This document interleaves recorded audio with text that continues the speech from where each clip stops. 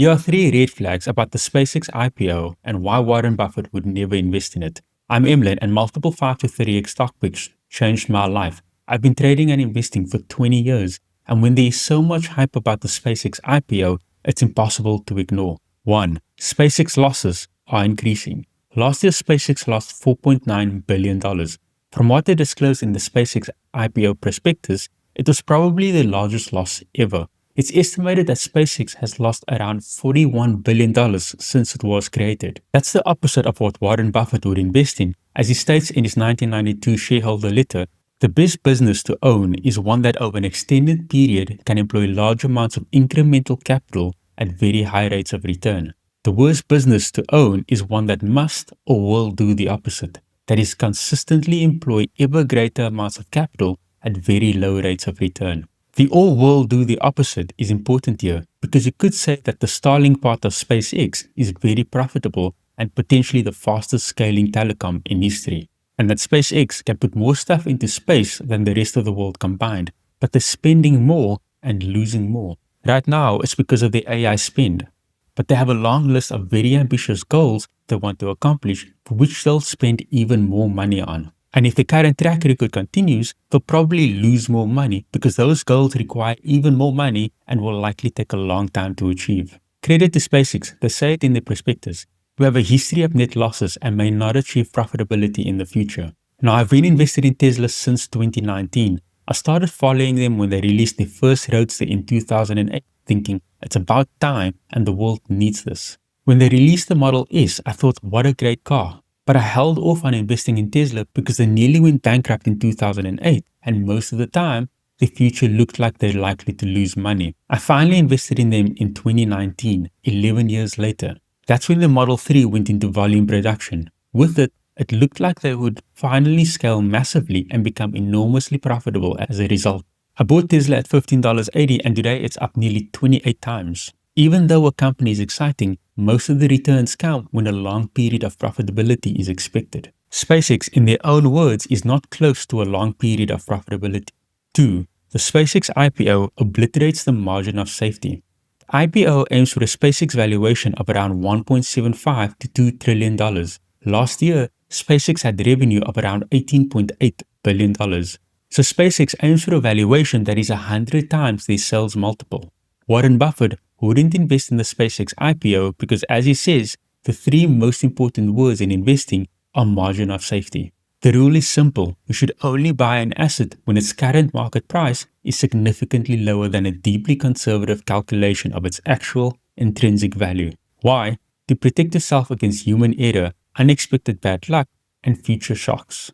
Buffett famously explained this using an engineering analogy.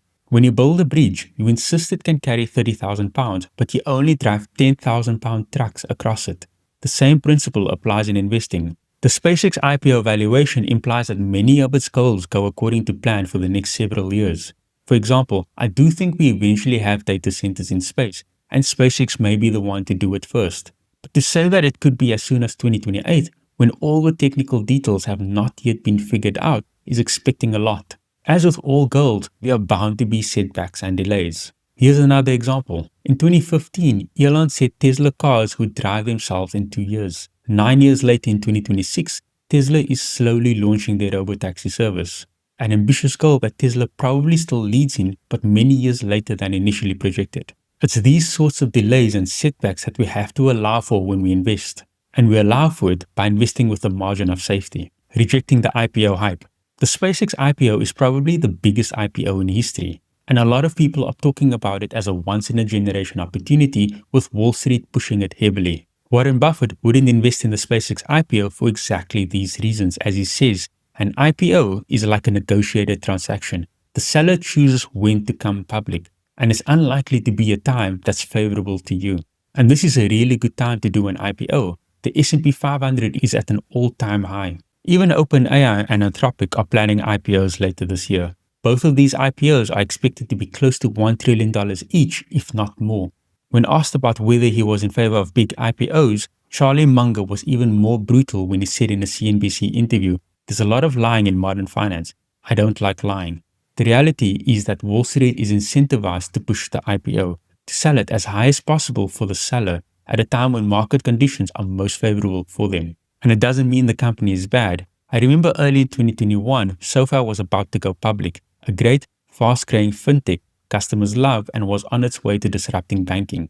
I think the initial target price of the IPO was $10 and I really wanted to buy. All the marketing and hype of those pushing the listing got underway. When SoFi eventually traded publicly, it spiked over $20 and nearly went to $30. I thought I missed it. That was in 2021. A year later, during the tech crash of 2022, the share price collapsed to as little as $4.25. I ended up buying it at $6.76, less than half the IPO price. Today, 5 years later, SoFi is a better, stronger company than what they were, and the share price currently trades around $18. I think it's an amazing 10x opportunity from here. So even though SpaceX may be a great company with enormous future potential, history shows that IPOs are overhyped and most of the time will trade well below the IPO price within a year or two. Another example that surprised me was Rivian. It went public when the world was going crazy for the electric vehicle revolution. Its founder wanted an IPO valuation of $80 billion. After it went public, the valuation spiked to as high as $180 billion. Within 2 years, it collapsed by more than 90%, with the market valuing it at as little as $11 billion at one point. The market treated Rivian especially vicious because it was losing money and thought it needs to raise cash to continue its operations. In a market downturn, the companies that get punished the most are those losing money and suspected of needing to raise more. This is probably the most critical point that should worry investors in the SpaceX IPO. They are losing money, will likely need to raise more money in future, because where else does a company losing money get its ability to spend on meeting its goals? Even though these goals are ambitious and inspiring, they are probably many years away from being achieved. There will likely be many unpredictable and violent market swings in the meantime.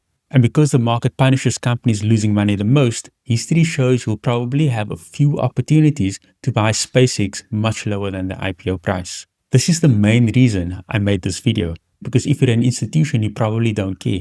Institutions often just track an index.